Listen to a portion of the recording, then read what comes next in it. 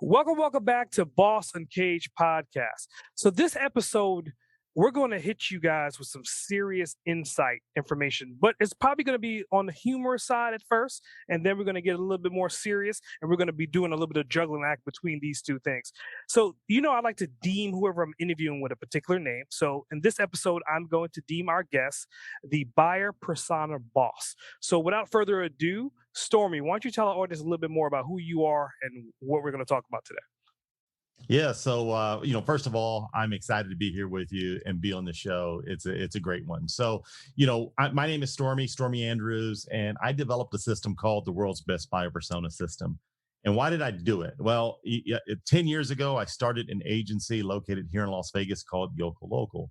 And prior to that, I was the director of sales and marketing for a home builder in the home building industry. And I remember back then when I was in the home building industry, someone introduced me to personas. And I'm like, okay, this seems pretty cool. I started building out a persona, had lots of demographic information. I was proud. I'm excited. I'm like, I've got this persona. I'm going to do something with it. But it was full of a whole bunch of demographic data. And after I completed it, it just sat on a shelf. And we really didn't know how to execute or implement that particular tool.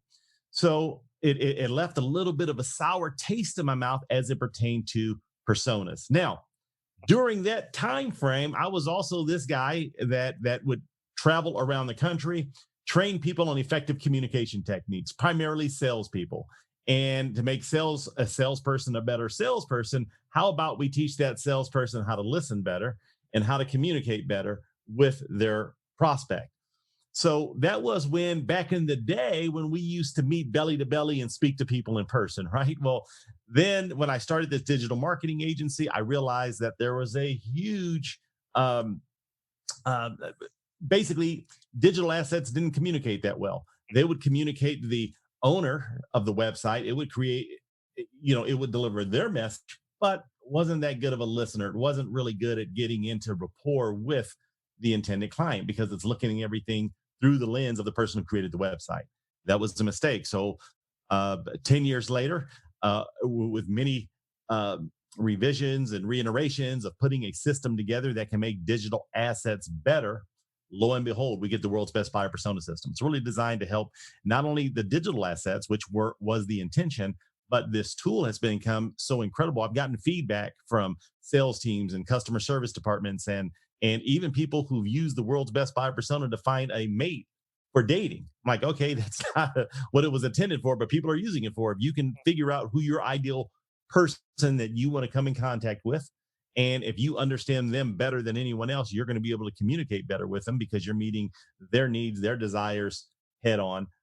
It allows you to get in rapport faster and build a better relationship. I know that was a long answer, but Nah, that's who I am. it was a damn sexy answer, and then that's why I'm really excited to dive into. So let's peel that back, right? Because you did say a lot, and I want people to really dive into what a buyer persona is. So let's peel off all the onion layers and just get to that one little onion bouillon. What is a buyer persona? It's a fictional representation of your ideal customer.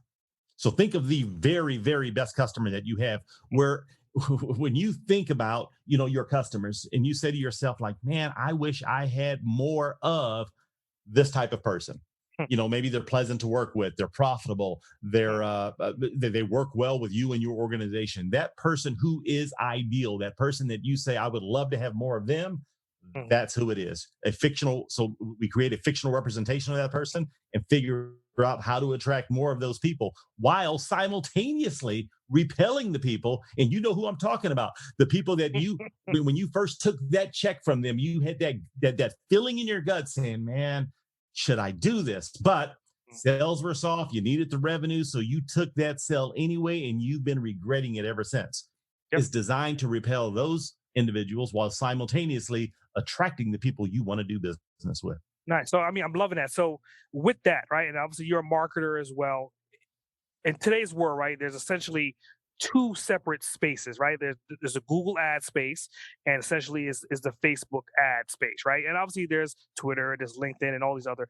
And I'm defining it this way because you're talking about persona, and a persona essentially is more so psychological, is more so personality traits versus keywords and searching for particular things. So going more into the Facebook marketing space, and I love this topic because I talk a lot about understanding the algorithm and understanding that this is behavioral.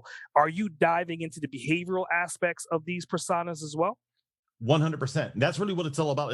Well, let me back up. Let me back up just a second. We're identifying some of the behavioral patterns. We're helping you identify what are they seeing in the marketplace as it pertains Mm, to your offer. What are they being nice. told by others? And when I say others, these are the people that they turn to for answers. What are they being told to by their friends, their families? Usually, there's the half glass full folks as opposed to the half glass empty folks. You need to know what they're being told, and then you need to know what they're doing about it. In some cases, they may not be turning to Google. They may not be turning to Facebook. They may be turning to traditional advertising, or they may be turning to their peer network. Understanding that's important because let's say if your ideal persona does not turn to Google or Facebook for your type of solution, well, then throwing money there, maybe you can do that for a different purpose, Mhm. but maybe not for this purpose if you understand it. So it's also about, not wasting money, time, and resources on things that really aren't designed to, deliver the result that you're looking for. Nice, nice. So let's take it back a little bit, right? So talking about you personally, right? Like you're a persona, right? Everyone is particularly part of some segmentation of demographic of persona. So if you could define yourself in 3 to 5 words, what 3 to 5 words would you choose? So I want to make sure I understand that question correctly Mm. because I don't know if I get the question. Defining myself as a persona for someone else looking Just to the way you perceive yourself. So prime example, if I was to define myself, right, I would say maybe outgoing is one of those elements of my particular 5 words. So defining yourself, if you could choose 3 to 5 words to internally define who you are, which 3 to 5 words would define you? it's pretty cool because I'm going to give you 3 words and just to show you that I live by it. For those of you that are on Zoom, I'm going to hold it up to the camera. I have an alarm that pops up on my phone 3 times a day, and it pops up with these words: energetic, joyful, and focused. Nice. So that's who I Nice. am. I'm energetic. I want to and enjoy. Yeah. Joy and happy are two totally different things. I'm joyful, man. I'm about having fun and just experiencing all that life has. But when it's time to be focused, be focused. So what happens is I set on my alarm. I learned this technique from someone. I don't remember who, but I have 3 different times that this alarm goes off throughout the day, and I look at it at this particular moment. Should I be energetic, focused, or joyful? Because throughout the day, I'm going to be one of those 3 unless I'm sleeping. Nice, nice. So, I mean, with that, with you being energetic and you being joyful, and you're also dealing with personas, right? And you're teaching people on how to not manipulate, but understand who their target audiences are. I would think that you probably dealt with some pretty difficult people on your journey. So, my next question is dealing with the A type personalities or dealing with the people like, well, that's never going to work, even though that you've seen it work before. How have well, here's a better question. What is the worst example of someone that you have dealt with in that spectrum? The completely opposite, the negative Nancy. So I'm going to back up Mm, and tell you how I got here because it's interesting. Um, so as a kid, my dad worked for the government.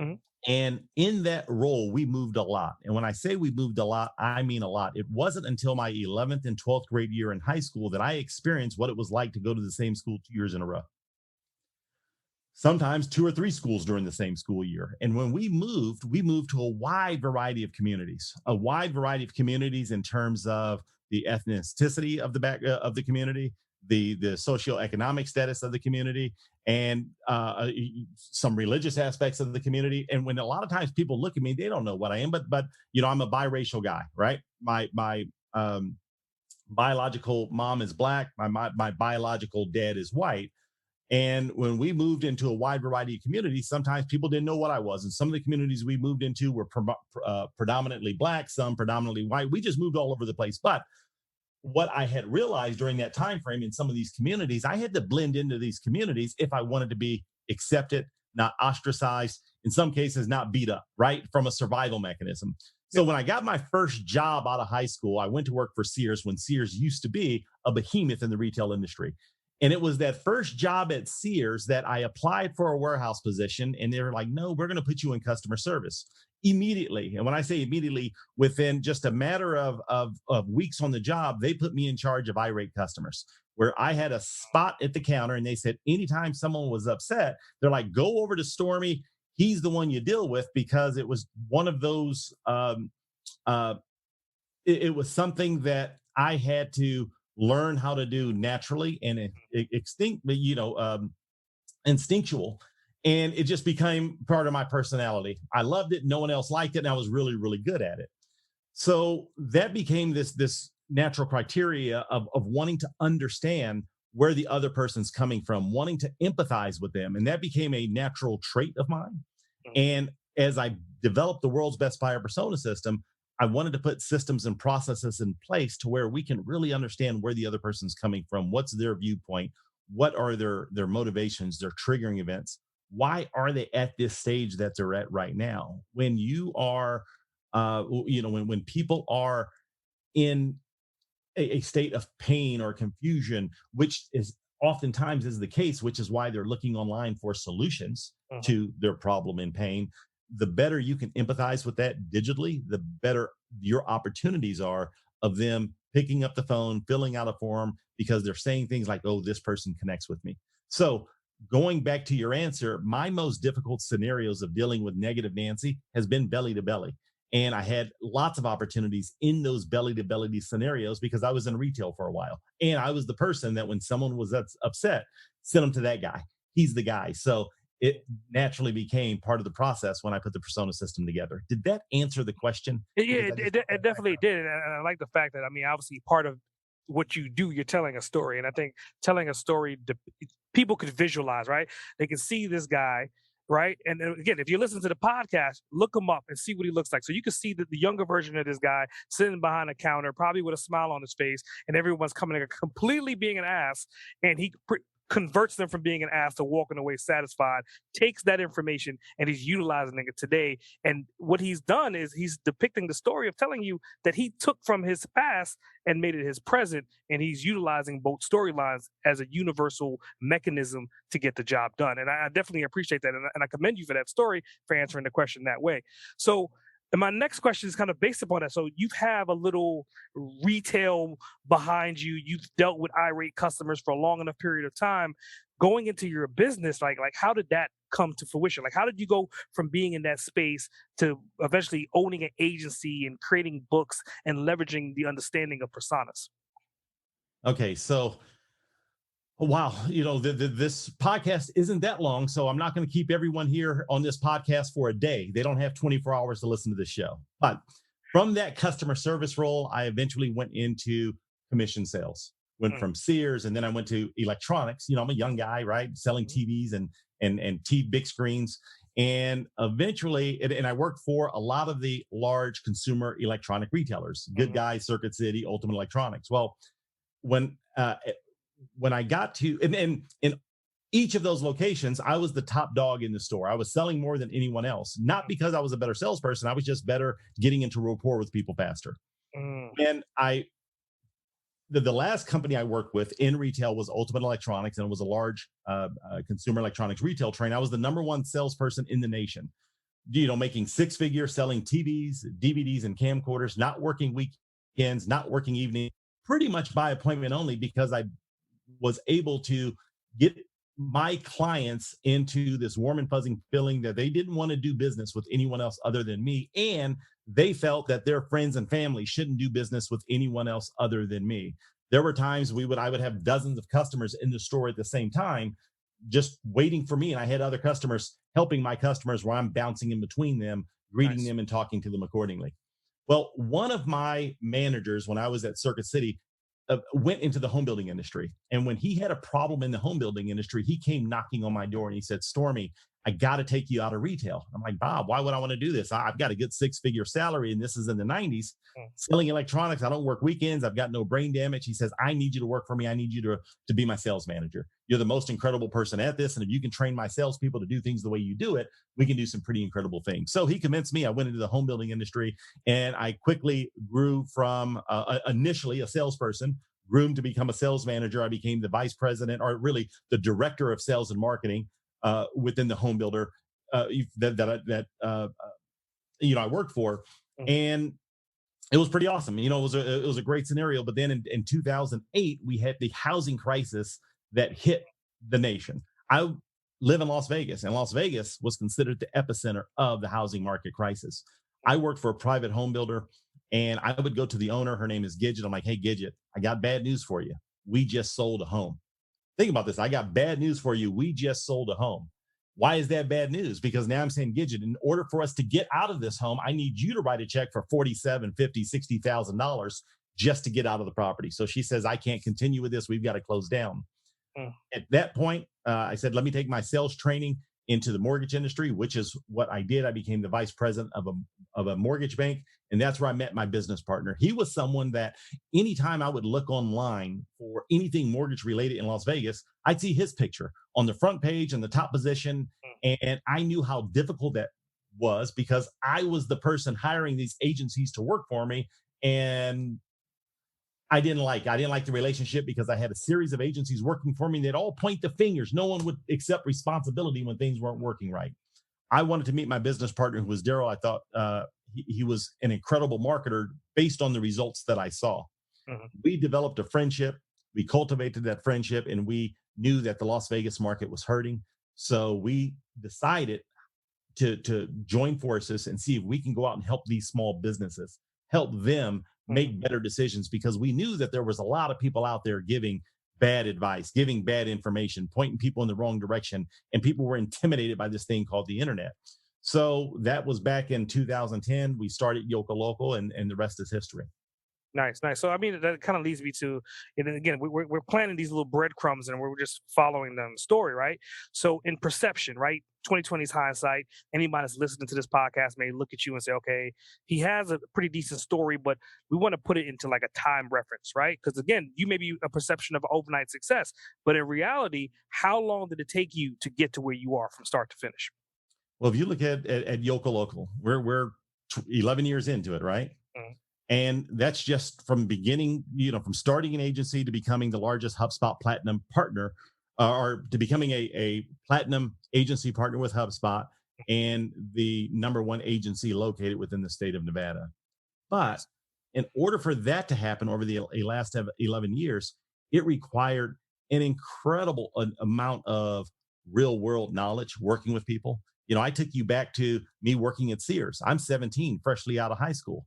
Let's go back before that. I'm a kid that's moving around from community to community, figuring out how to blend into various communities, because sometimes when I didn't do it well, I got my teeth knocked in, right? It just didn't work out too well. I was punished for it. So I've probably been working in a real world scenario, not theoretical, or putting pen to paper in books of figuring out the way things should be. I was living Mhm. it. And for me, it was all about survival.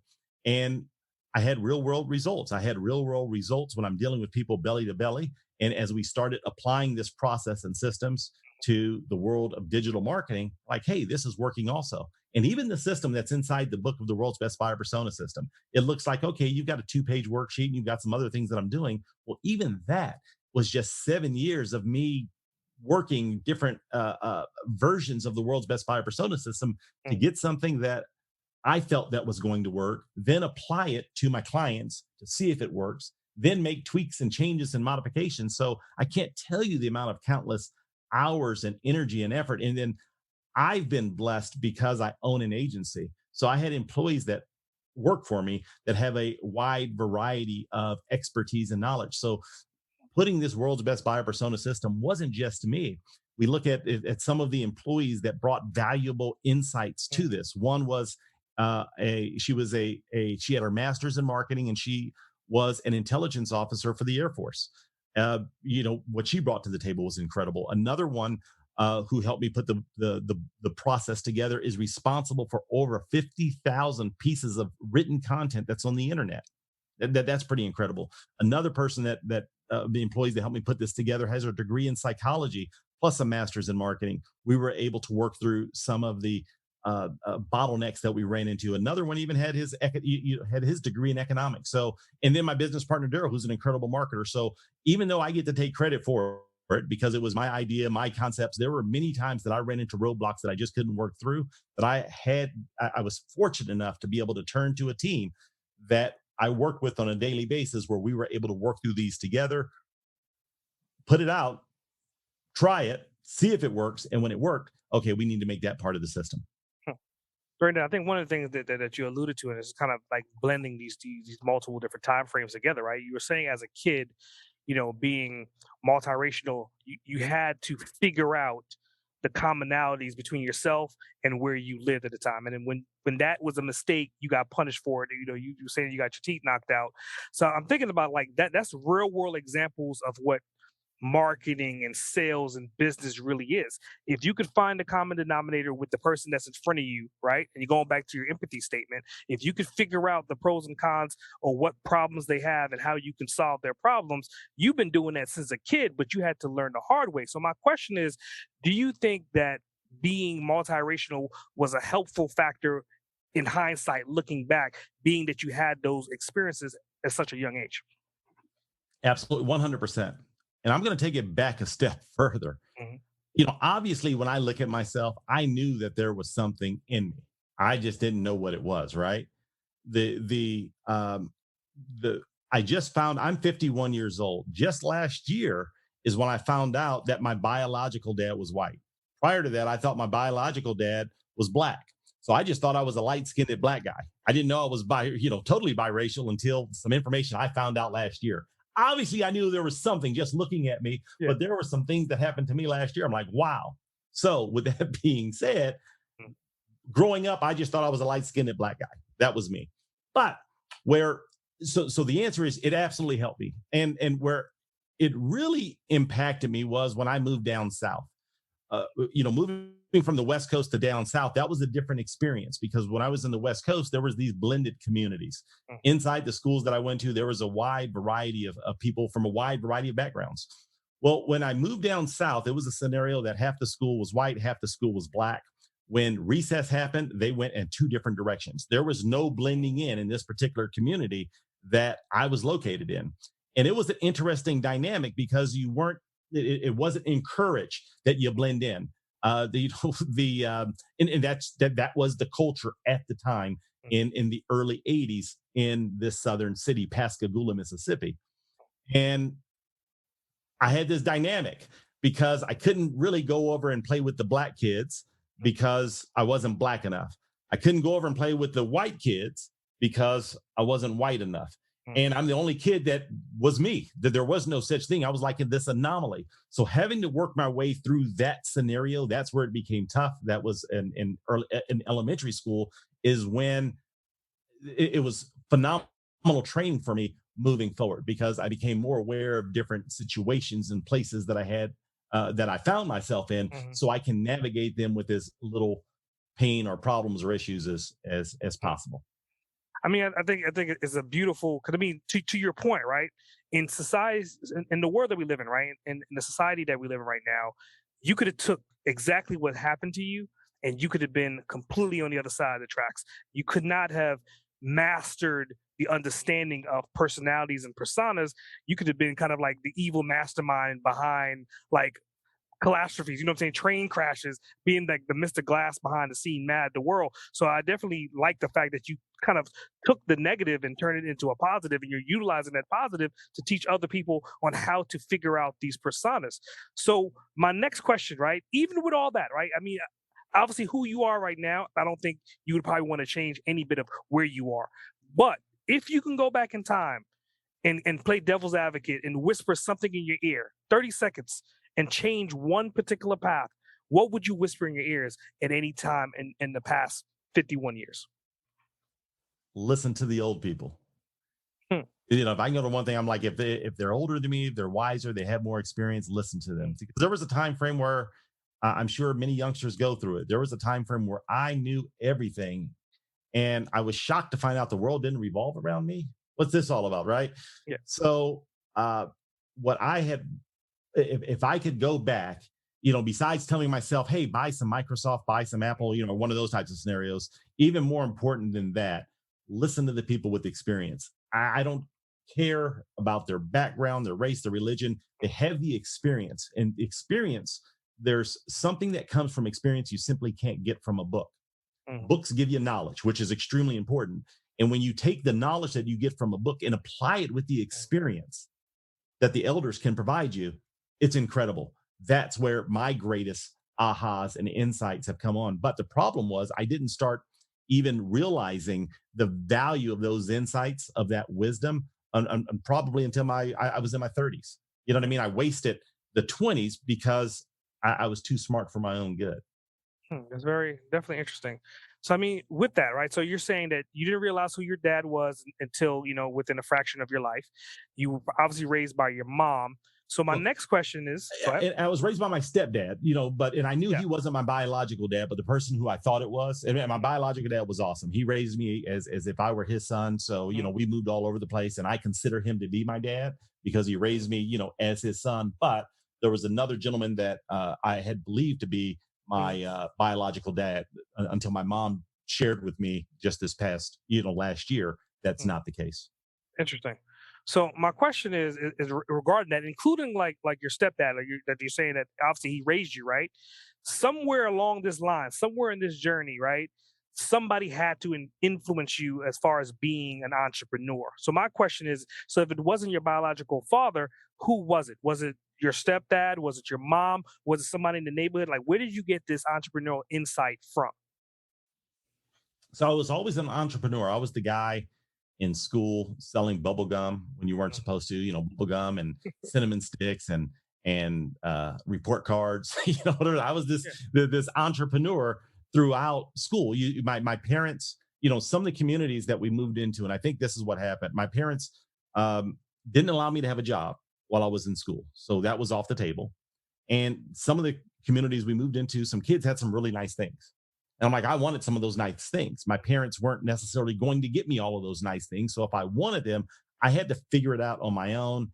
And I had to be a little ingenious. So when we lived in Mississippi, I would go on the weekends, I would go crabbing, get crabs, and then I would go door to door and sell crabs. When Nice. we were, that was the resource I had available to me. When I was in, in California, I had another business happening in the school, and the summer camps. Every uh, uh, situation I was in, I would just naturally, instinctively look for what's the opportunity that I can put in place today to do something. Now, with that being said, let me share. So then I became an adult. I had an incredible career in sales. I decided that because I was extremely successful in sales, I could start a business. First business I started failed within 2 years. Next business I started failed within 6 months. Next business I started failed within 9 months. Next business I started failed. So there was lots of failures along the way, going back to your journey. And each one of those I don't consider to be failures. I consider them to be wins because I learned something, and I learned that I was deficient on some skill sets I needed in Mm, order for me to go in business for myself. I went back to the books, like the books behind you on the shelf. What are the skill sets that I'm missing? You see, I had the sales skills. I didn't have the business acumen. I didn't even mm, understand what I was doing or while I was doing it. As a kid, you can get away with that stuff. You know what I mean? You can yeah. do, you're a kid, you don't have any responsibilities. So there were situations and scenarios that I found myself in that I didn't know how to navigate through, which caused the business to go under. I'm like, I'm going to make sure that doesn't happen again. I Mm. fix it. Let me start another business. Oh, I get past that hurdle. There's another hurdle. So there's been lots of these incredible learning opportunities along the way. Wow. I mean, I'm just sitting here. I mean, obviously, it's kind of hard to say when you look at someone dead in their face and they're hitting a hurdle, right? And telling them to kind of look at your legacy, look at your time frame, look at what you've been through, and for you to be where you are. I mean, you're depicting it very clearly. I mean, you've always been a salesperson, point blank, period. And not only are you always been a salesperson, but you've always understood the factors of solving people's problem. Like you said before, you went and got crab because you know people would want to eat crab, and it was easy for you to get access to that opportunity. And then from that opportunity, you went into another one, to another one, to another one. So my next question is like, you have all these different things going on, you have all these different business opportunities and all these different hurdles, and anyone that's an entrepreneur, that family life becomes a little bit of an issue when you're juggling that many things. So how are you currently juggling like your family life with your current hustle? So it's fortunately I'm 51, so my children are older. My oldest son's 28, my youngest is 24. They get to live their own lives, right? So I don't have the children thing. And for those of you that do have children, I'll circle back to that in a second. My granddaughter is 4 years old, but I'm a granddad. I get to spend the time with her that I want to spend with her, Mhm. and then send her back to her parents. And my significant other, she also owns an agency. Mm. She owns a business. And for me, that's incredibly important because she's also, she has that entrepreneurial mindset. She gets, if we're out to dinner and something comes up that's urgent that I need to take care of, it's not an issue. Same with her. So having that mate, and having that partner, not already mate, having that partner that is and at a similar mindset and Mm. understanding that deals with the same trials and tribulations and issues is incredible. She is an incredible person in the support that she's able to give me. And then also I being able to provide her because she runs, she has her own sets of problems. So we get to work through those together. The if we go back to a traditional a traditional relationship where, hey, I've got it's a husband and it's a wife, you got little kids at home, there needs to be some sort of a balance that you can agree upon that works for everyone involved. Because if you're saying, hey, I'm just going to work 60, 70 hours a week because my goal is to put food on the table and that's it, well, you'll get food on the table, but it's not going to have, it probably will not give you the balance that will even that gives you the satisfaction to perform as well as you can in the professional sense. You know what I mean? Having a healthy work balance is incredible. Um, my fiance, what she says to me is, you know what, Stormy, here's a problem with a lot of people. And I think this is a profound statement. Don't know where she got it from, but I love it. She says the problem with most people is throughout their lives, they'll end up sacrificing their health in order to gain wealth. Mm. As they get older, now they have to give back that wealth in order to try and regain their health. Mm. That's a powerful Yeah. statement. I love it. I love it. And that's a model. So being able to, uh, um, stop and smell the roses and take a Mm. break and enjoy the finer things in life makes what you do that much more worth it and gives you the ability to focus on it when you need to focus on it. Does that make Very, sense? very. Yeah, it definitely makes sense for me because I mean, I don't know how much of my story you know, but in 2018 I had a stroke, so I was the representation of that. Work yourself to death, and then wake up and realize that holy shit, what have I been doing for the past 15 years, working myself to death? So, Right. yep, yep, yep. So going into like my next question, like I mean, based upon that, like you're talking about health, you're talking about balance, and I would think that you're a very structured individual. So, what does your morning routines look like? So, for me, I'll wake up, I take a look at Sean, and I think she's just like the most beautiful person in the world. So that's inspiring to me. But typically, I'll get up in the morning, I'll do my stretches, I'll do my exercises, and then I'll listen to something that's inspirational, and not just inspirational, like, hey, it's an inspirational message. Sometimes I'm listening to a podcast or a book while I'm in the shower, brushing my teeth, getting ready. Maybe it's on what's happening in particular companies that I follow. Maybe let me tell you what it's not. It's not the news. Okay, it's not the news. That's what it's not, because the news is designed to bring you down. Mm. For that day, it's designed to put thoughts in your mind that aren't beneficial for the day. But the mornings that I find an inspirational story through some of the audiobooks that I listen to, or podcast, or YouTube channels, those are the days that I seem to be the most productive. But Nice. it's not just, hey, let me put this on this day and I'm going to be productive. If this is something you've never done before, here's what I challenge you to do. Pop on something that's inspirational, that is motivational, whatever it is for you. Do that for a few weeks. Watch how that starts to change gradually, and then it gets to the point where it turns into this drug that you can't live without. And it's an incredible drug because it allows you to perform better, not just better and more productive, but you have this feeling in your gut where it's more Mm. gratifying and satisfying That's not just my experience. Others that have taken me up on this challenge, uh, they felt the same thing. And this isn't something that I developed or come up with. This just words of wisdom that I heard from someone else that I'm regurgitating with you. And it was incredible. And the times in my life where I've gotten away from it, where I got caught up in one of those news cycles and I want to follow this news cycles for a while, man, I can't get those hours back. Hmm. I think it is. I'm happy that you brought that up because this is probably one of the reasons why I'm a podcaster. In all reality, is being able to, like you said, to modify your day, to modify your state of mind. And somebody's asked me that question before, like, what does my morning routines look like? And to your point, we're so similar. It's crazy. Like waking up and while I'm in the shower, I'm using like I got an Alexa toothbrush and it has a built-in speaker in it. So I'll just say open up audiobook. So while I'm brushing my teeth, I'm listening to a book. Or to your point, I'm leaving and I'm going to get a cup of coffee and having another device there, and I'm constantly listening to all this information. So because of that, I created a book club. And to your point, is to kind of get people to read books on a routine basis. Read a book per week. Here's how to read a book per week. So my next question is towards you in as far as your book reading, and it's a three-part question. Question number one is, what books would you want to recommend that you've read on your journey to get you to where you are? Question number two is, what books are you reading right now, or audio books? What books are you listening to in the morning while you're in the shower? And then part three goes to the book that you've written. And what other books have you written besides The Best Buyer Persona? Okay, let's start. So some of the books over the years, Yeah.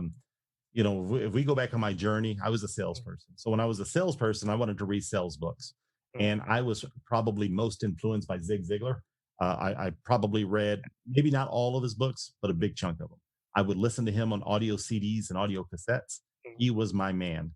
I was also introduced to Earl Nightingale. He was the first person that I was introduced that gave me more of a sense of purpose as it pertained to life. So he was extremely influential. So those two were the two that started the journey for me. Mhm. And so if you've never listened to Earl Nightingale, go get some audio of Earl Nightingale or Zig Ziglar if you're in sales. But those were my foundational components, which set me forward. Then what happens is, over the years, I would look for, or I would typically read books depending on my state of mind at that particular Mhm. period of time. Some of the books that I've read, one that you have that I noticed that you have, which I thought was a great book when I was dealing with a tough time in my life, was You Can't Hurt Me. Um, and I noticed that on your book club. If you haven't read, if you're dealing in a difficult time and you just feel tough, worn out, and beat up, man, Can't Hurt Me was extremely inspirational to get you through this. Would you agree with that? It's until you listen to that book. I mean, you can't even comprehend like the story that's being told in that book. To your point, I mean, it's definitely influential, motivational, and everything else under the sun. Absolutely. So, that was awesome. And then, other books that I thought, so a book that I've recently read that I thought was incredible based on the current events is called Post Corona by Scott Galloway. Mm, I'm not sure if you've read that book or if you're familiar with it. It's a New York Times bestseller. But Galloway is a NYU business professor, but not just a professor. He's a gentleman who's done it. He's an investor in many companies. He's a thought leader. He started many businesses that he sold for umpteen millions or billions of dollars. So it's a person that has done it. Now he's teaching it, which is a lot different than someone who's just teaching it and has never done it, right?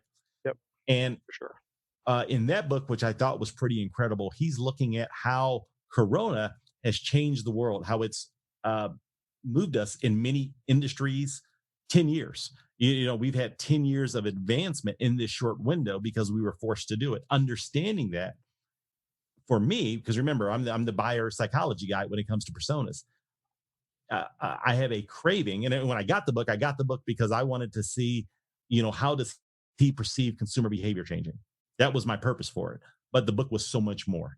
Mm, It shared so much more because it shared how business are changing, how he expects Twitter to change, which I won't, and some other large companies that you're familiar with, how they're going to change because of the coronavirus. So I think that's extremely important information for you to know if you're in business or thinking about going in business. What the world looks like today may not necessarily be what the world looks like tomorrow. You should mm, know that. Wayne Gretzky used to say when in his interviews how he was such a good hockey player.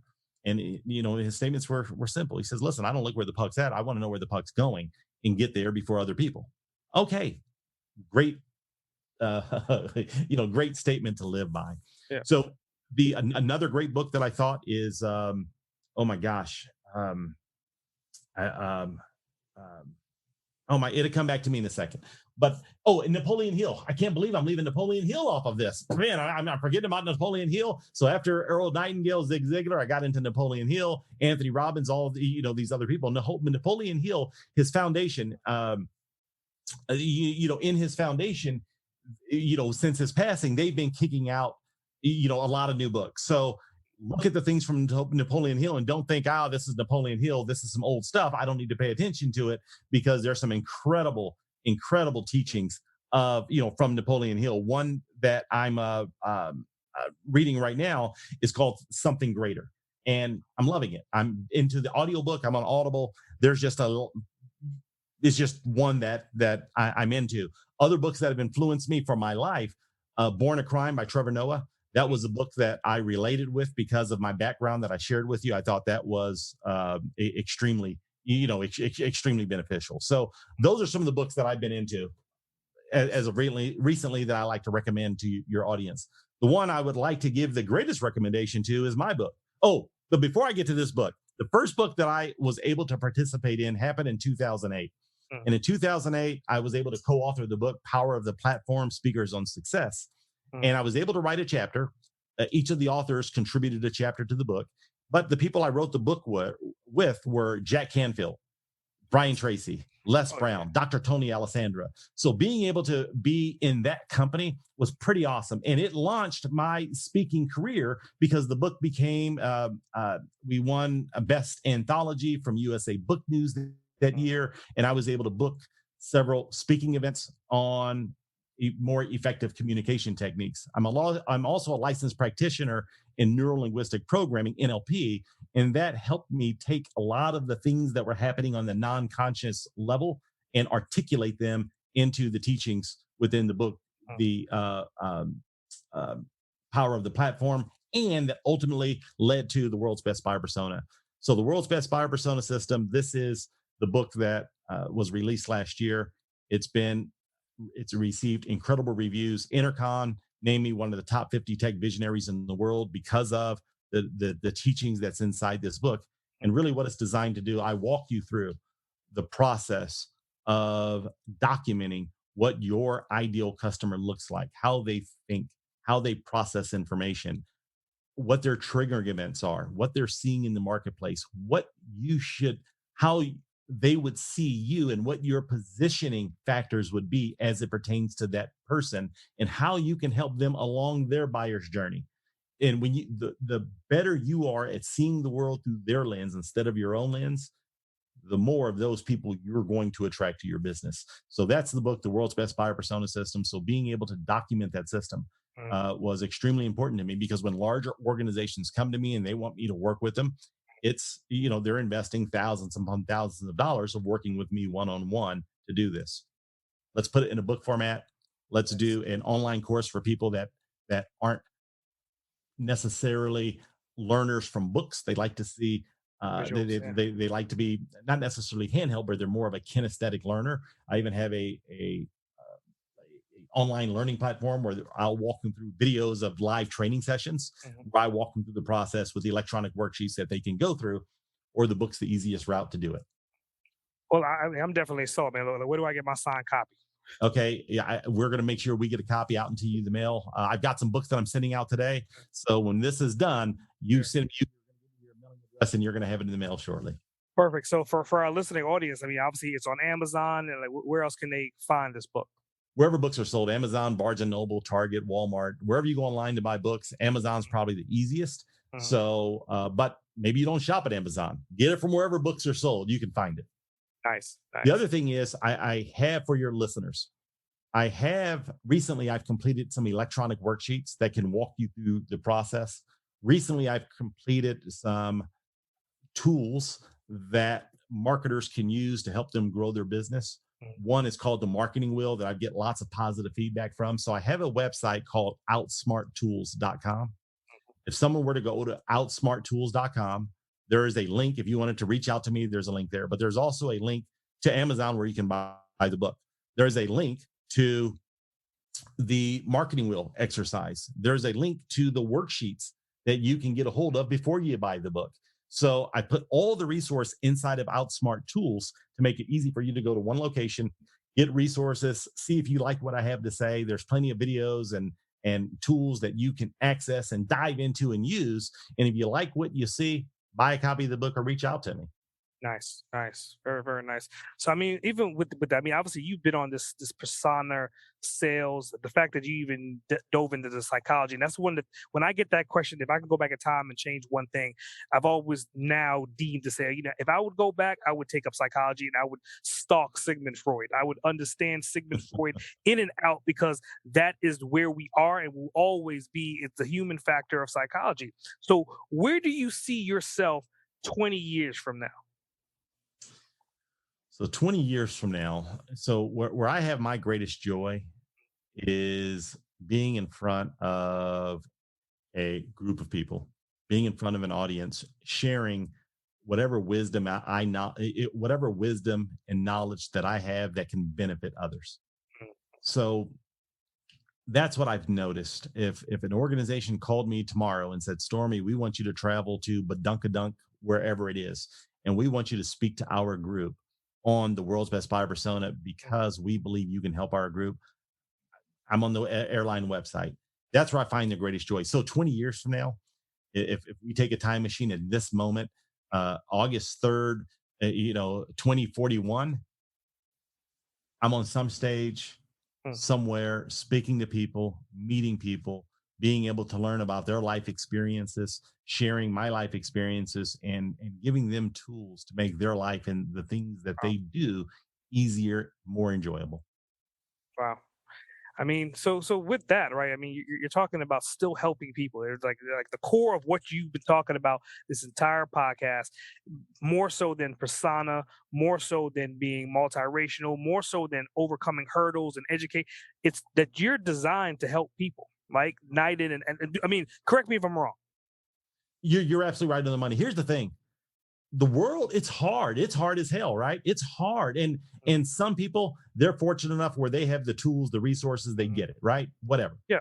Some don't. Some do, some don't.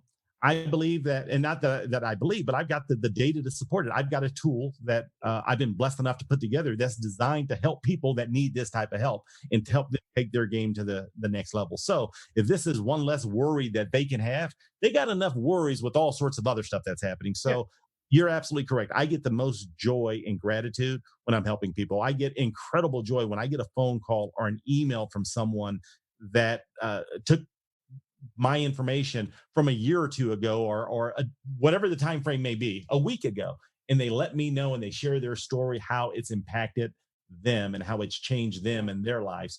I can't tell you how rewarding how rewarding that is. It's extremely rewarding and gratifying and satisfying. It's one of those things to where when I do go to my grave and Mm. I can think back and say, man, was my life worth it? Did I impact other people? Did I change lives? Did I take people to new heights? I can say absolutely. Now, even if that happened 2 minutes from now, don't get me wrong. I'm not saying I wanted to happen 2 minutes from now, right? But I feel extremely joyful about the life that I've been able to leave, and not because of the life I've been able to leave, but the lives I've been able to impact through this journey that I've been able to have on this planet. Mm. There's so much in positivity and what you said. And I think one of the things coming into this conversation, you were talking about like the tools, and that you've created a tool.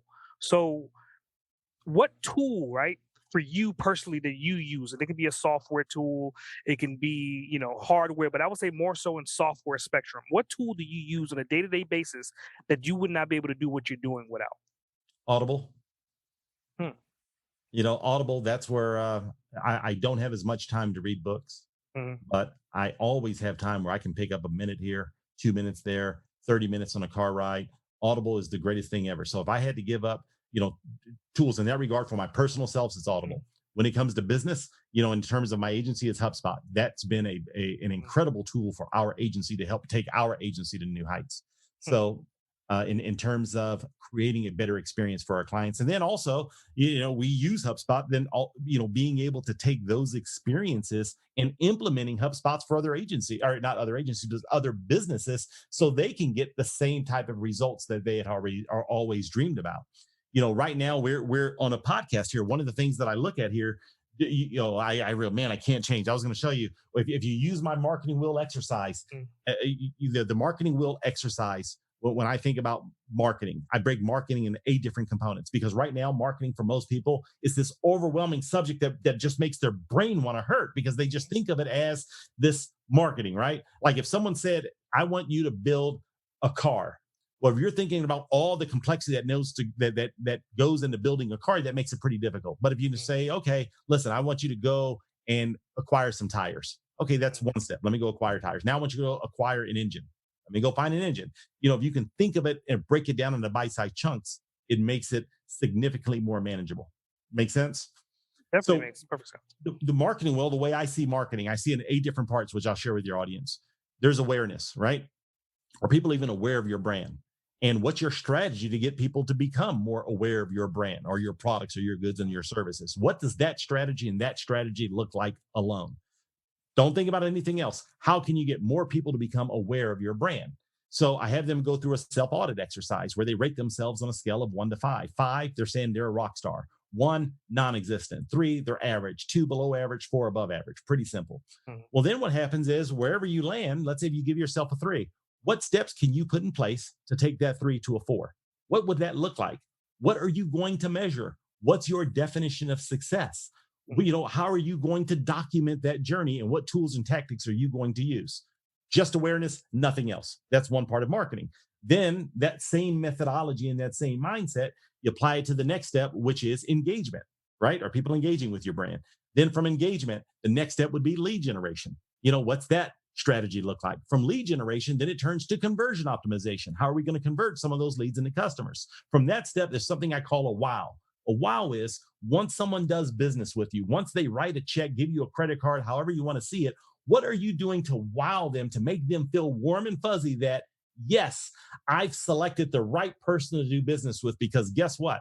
Unless you're selling 25-cent widgets, and in some case, you may be selling 25-cent widgets, when they decided to do business with you, there may be multiple other people that they were considering to do business with at the same time. Sure. And if they were doing that, there's possibly some fear, some trepidation, wondering if I made, some apprehension, if I made the right decision. So how can you wow them? What systems and processes can you put in place to make them feel warm and fuzzy as early as possible after they write the check? So then we have the wow factor. Then from wow, we go into customer ladder.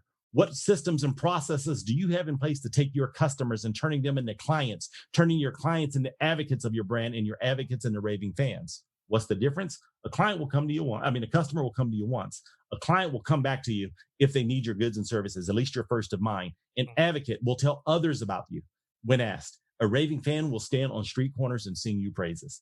Much better person to have. So what does that process look like? What's that documented journey look like? What is the definition of success to move you up? So from there, customer ladder, the next thing is reviews. What have you got going on in regards to reviews and testimonials? If I'm a stranger of your brand and I go look you up, what am I going to see as compared to competitors that offers your goods and services? Mm-hmm. Doesn't matter if you believe you're a rock star. If I see your competitors are better reviewed, better rated, and all this other stuff, well, they're going to have an edge on you. So what does that look like?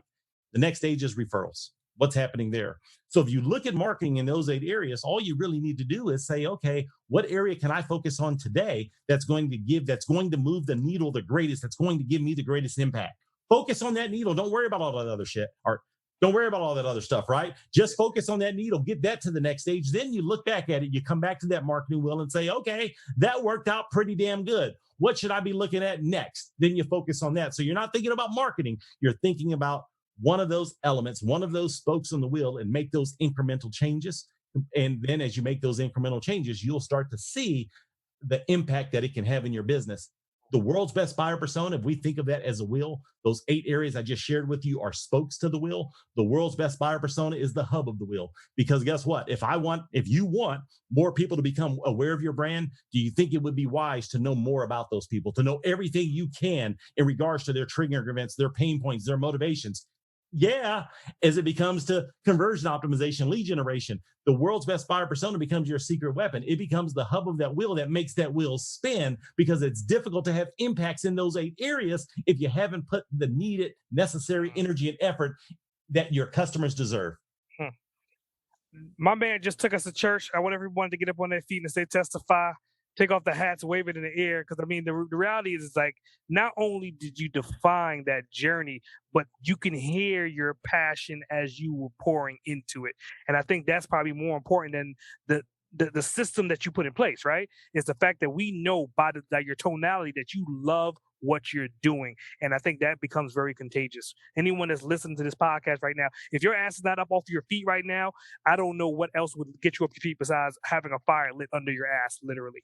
Right. So my next question is, now that we're on that and then, like, the blood is pumping, like, what words of wisdom, what words of insight would you give to someone as they're facing these persona hurdles? Like, they're trying to figure out who they're communicating with, where are they, what do they what do I, like you said, there's so many different fragmentations, so many different segmentations. What insight would you give to that person to help them to continue on their journey? Most important information, or the most important insight that I can give you, Mm. is build one bridge at a time. Let me tell you what I mean by that. In my agency, we get to dive into hundreds or dozens, whatever that number may be, of organizations annually. And one of the commonalities that we find, which causes the most frustration, is that these organizations have a inventory of half-built bridges. Mm. What I mean by that is they've started a project, squirrels, shiny objects got in the way and they stopped, or they didn't get the results that they wanted, or they didn't define success. So they don't even know what success looks like, Mm. but they started down a path and they abandoned that path. Mm. Shiny squirrel kicks in. They're like, let's head down this next path. They head down that path. They don't finish that path. Mm. And then what they're building is this inventory of half-built bridges. They got these bridges that lead them nowhere. So there's a strong possibility that within your arsenal of half-built bridges, you may find one that's 95% complete. Mm. You know what? Go finish that bridge. Don't worry about any of this stuff I'm talking about. Go finish that. It's almost done. That may have a substantive impact on your business. Then look at your inventory of bridges. Is there another one that's pretty quick, that doesn't take that much energy and effort, where you can define what success looks like, complete that bridge? And then what happens when you determine that the world's best buyer persona is right for your organization? Start building that bridge, but don't let shiny objects and squirrels get in the way. Start it, finish it. And what I mean is, by complete your buyer persona and then start implementing what that strategy looks like. Because with most organizations, they have multiple buyer personas. It's very rare that I run into an organization that just has one. They have multiples. But the advice that I can give you is complete your bridges and just build one bridge at a time. One bridge at a time. Finish it, complete it, then move on to the next. It supports your foundation. It supports the rest of the bridge. So this way you'll have more success on everything else that you do moving forward. Yeah, I think that's, again, I think everything that you said in this particular episode, again, if fire is not lit under anyone that's listening to this episode, I would definitely want to rewind it back and listen to it again. And more importantly than anything else, it's as he's giving these breadcrumbs or these bridges, he's giving you actionable items to take to get results. So why keep sitting on your ass and not doing what he's saying? Step up to the plate and swing at the reality is, it's kind of, you go into the baseball analogy. You're not going to hit any balls that you don't swing at. So start swinging it away. And he's telling you exactly where the balls are coming in. He's telling you what speed they're coming in at. So take the shot, swing at the ball, hit it out the park. So my next question, like, based upon that, and again, like, my blood is pumping, right? Like, your brand, right? Pronouncing it, is it Yoko? Pronounce it for me. Yokel Local. Yoko Local. Obviously, that's kind of like a tongue twister, kind of like a Yahoo. Like, how did you come up with that name, and like, what's the definition and the meaning behind it? So if you go back to what I shared with you earlier, when we originally started Yoko Local, we saw that the Las Vegas business community was being decimated. They were hurting, right? So that's where the word local came in. We wanted to help local businesses within their communities, wherever their communities were located. But yokel, one of the definitions of a yokel is that if you find yourself lost in unfamiliar territory, unfamiliar terrain, you're lost. You're hurting. You're scared. You're terrified. You're just looking for safety. One of the best people you can come across is a yokel. A yokel is someone that understands the landscaping and the terrain better than anyone else. They have the ability of leading you to safety. For us, that terrain is this thing we call the internet, this digital landscaping. So if you were a business owner, a marketing director, someone that's in charge of navigating this terrain, this digital terrain. Well, find some yokels; they can help you out. That's where the name of the organization come from, helping Nice. people out, helping them get to safety. Nice. So how do they get in contact with you? I mean, obviously, there's being that you're a marketing agency to a certain extent, obviously you're probably on all the platforms. So what's the fastest way for someone to find you and to get in contact with you directly? So probably the URL I've given you earlier. The reason I put that Outsmart Tools URL together is because it makes it really easy to get a hold of what you want to get a hold of. You see, sometimes people want to get a hold of me. They want to get a hold of the agency. They want Yoka Local. Mm. The very top bar on Outsmart Tools is a link that takes you to the Yoka Local website. Some people, they're like, I want you to speak at my organization. They want to go to stormieandrews.com. They click there. Other people say, listen, I don't care about that stuff. I want to buy your book. Okay, the next one's the book. So I have and some people just say, I want some of these free tools or some of the free offers that you have. They're there too. So the outsmarttools.com website will give you links to wherever you need to get to. It was designed to make it easy. I didn't want to sit here and say, okay, listen, go to yokolocal.com for this, stormieandrews.com for this, go here for that. Made it easy for you. Outsmarttools.com. As you scroll down the page, you'll see I have links that will direct you to wherever you need to get to, depending on the resource that you are desiring from me. Very nice. Very nice. So going into like the bonus questions, right? And I'm very astute with these because I always like the responses because they're always uniquely different to anyone that I'm interviewing. So the first one I'm going to ask you is, if money wasn't a factor, would you still be doing exactly what you're doing right now? Yeah, if money wasn't a factor, you'd find me on stages sharing my knowledge with other people. Like I said, I get my greatest joy and not just sharing the knowledge, it's the interaction with the people. When I'm speaking to an audience, it's interactive. So if money wasn't a factor, that's where I find my greatest joy because what for me, it's not working. A wise man once said, if you can find something that you would do for free and you're able to do it and get paid for it, are you kidding me? You never have to work a day in your life. Very true. Very true. All right. Another bonus question. If you could spend 24 hours in one day, uninterrupted for those 24 hours, with anyone dead or alive, who would it be and why? For me, I've become this Elon Musk fanboy, and I think his mind, the way he does things, the way he approaches things is incredible. I don't know. I would have to take tons of notes because he's on a level that's completely different than myself, just a completely different level. Everything he does and the what he tackles problems that no one else will tackle, and he'll tackle major problems at the same time. I mean, think about this for just a second. You got a guy that was part of PayPal that didn't exist before. He tackled that problem, right? But now, if you look at what's going on today with Tesla, he's tackling autonomous cars. That's a very, very difficult problem. And simultaneously, he's building rockets to take you not to the edges of the solar system or the moon, Mars. Yeah. At the same time. Yeah. You know what I mean? It's the getting into the mind or learning from someone like that type of drive and that type of person's incredible. So yeah, I become an incredible Elon Musk fanboy, and I would love to spend 24 hours. So Elon, if you're listening, my man, I'm here. I'll follow you around and just, you don't have to say a word to me. I will follow you around and just pick up whatever I can because what you do is pretty incredible to me. Yeah, I totally agree with you. I mean, for the longest, I've always said Albert Einstein, and I still would want to spend 24 hours with him. But, as of the last year to 2 years, I've just been saying Elon to everything that you said. I mean, the fact that you go from financial to shipping to a certain extent, dealing with eBay, and then now you're dealing with autonomous cars and then trying to go to Mars is kind of like any one of those slices, someone could spend 60 years just trying to figure it out. And the fact that he's doing all of them and he's not even like, he's at the twilight of his lifetime right now. It's like, what is he going to do in the next 20 years? That's Absolutely. my next question. What the hell is he going to do 20 years from now? So it's crazy. It's, his purpose is just crazy. And then we forgot about Neuralink. You know what I mean? Neuralink is a process that connects to the brain. And then we've got the Boring Company. I mean, are you kidding me? Yeah. The tunnels. Yeah. It's incredible.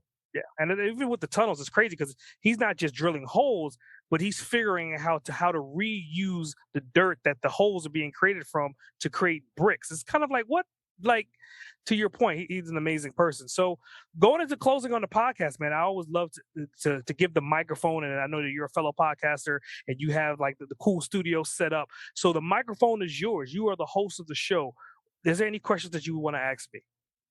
Well, you know what? It's you put me on the spot here. Mm, It's I was unaware of the fact that you had a stroke in 2018 mm, until you just shared it with me right now. And I think that's an incredible testament to you because having family members that have dealt with strokes, I mm. realize how devastating that they can be. And it probably would have been so much easier for you to just say, I'm done. I'm just going to take this easy path. But instead, you stepped out to help others. I through your podcast. I would like to ask you what gave you the drive and the motivation and the inspiration to do what you've done to change that trajectory based on what's happening not that long ago in 2018. For me, it was like once I woke up in a hospital and I looked around and like in that the reality of what happened, kind of you have like the whole you look to the light kind of situation, you kind of see like your life pass before your eyes. And not to be too cliche, once I woke up and I realized that first of all, I survived it. And then second of all, I knew there was going to be a journey ahead of me of me overcoming all the side effects of what had just happened to me. And I looked at my son and I'm like, at the time, he was like 12 or 11 years old. And I was just kind of like, what did I leave behind as far as a legacy? I mean, obviously there's capital here and there's insurances, and I've taught him how to be an entrepreneur, but I didn't leave behind breadcrumbs for him to really follow to understand what that journey really looks like. And that's when I was like, okay, how do I scale that? How do I magnify that to leave behind these real world breadcrumbs? Like your story, for example. Once I'm dead and gone, Tom has passed away, and he decides or wants to become an entrepreneur, or maybe it's not him, maybe it's his grandkids. They'll be able to listen to this episode and be able to be like, wow, like I got hell of information, evergreen content, and then they become the entrepreneur because of what they're listening to from their founding fathers. And I think that's a missing element to anybody, right? You always wonder who was your grandfather, or who was your great grandfather, who was your great. I heard stories about them, but you don't actually have an opportunity to hear their voice, hear their thought process, hear why they're doing it. So for me, that was the change. That was the moment I was like, you know what? I'm going to create as much damn content as I humanly possibly can from this day until the day that I die, and leave behind the breadcrumbs not only for my family, but for all other entrepreneurs and business owners that need this information. They need this insight. And there's only one way to get it to them is to ask the right questions. Absolutely. Wow. Yeah. So there you go. So is your son 12 currently, or was he 12 in No, he 2018? was 12 back then. He's 15 now, going on 16. 15 now. Wow. Well, you know what? That just that just shares. There are things in this world that are so much bigger than us, and using those bigger things as your inspiration is powerful. It's powerful, and I think that was the difference when I was a youngster. I was my inspiration. You know what I mean? Now I'm not my inspiration anymore. It's things that are so much bigger than me, and that just makes things so much more gratifying and enjoyable. And that would be the type of wisdom that I would want to go back and learn and apply early on because it's pretty awesome. So thanks for thanks for sharing that because that's huge. Well, I definitely appreciate you, and I appreciate coming onto this show and giving all the insight and the nuggets and leaving behind so many different nuances of trails that people can follow. Like your eight spoke wheel, for example, taking one piece of that and just taking action on it. I guarantee that wherever you are right now in your current struggles, if you segment the things that Stormie is depicting for you, you're going to have results. They may not happen today, they may not happen tomorrow, but they will have happen if you stick to systems that have worked for many other people before you. Yep. Mm. Well, I definitely appreciate you taking time out your busy schedule to be on my podcast today. And obviously, I look forward to reading your book and to continuing this friendship offline. Same here. Looking forward to it. Great. S.A. Grant, over and out.